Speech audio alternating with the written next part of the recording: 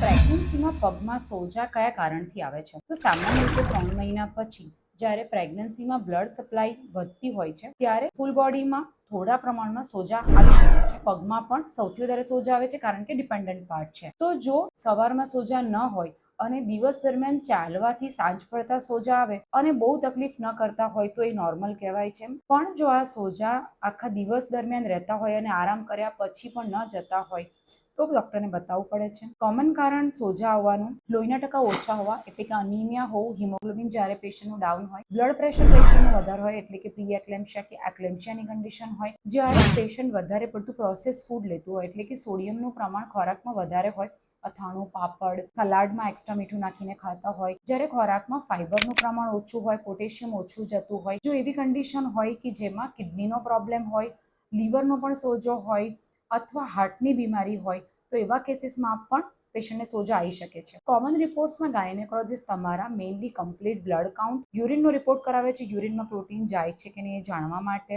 એ સિવાય લીવરની પ્રોફાઇલ અને કિડનીની પ્રોફાઇલ કરાવવામાં આવે છે. જો એ રિપોર્ટ્સ નોર્મલ આવે તો ઇસીજી કે ઇકો કરાવવાની પણ જરૂર પડી શકતી હોય છે કારણ કે કાર્ડિયાક પ્રોબ્લેમના લીધે પણ ઘણીવાર પેશન્ટને પ્રેગ્નન્સી દરમિયાન સોજા આવી શકે છે.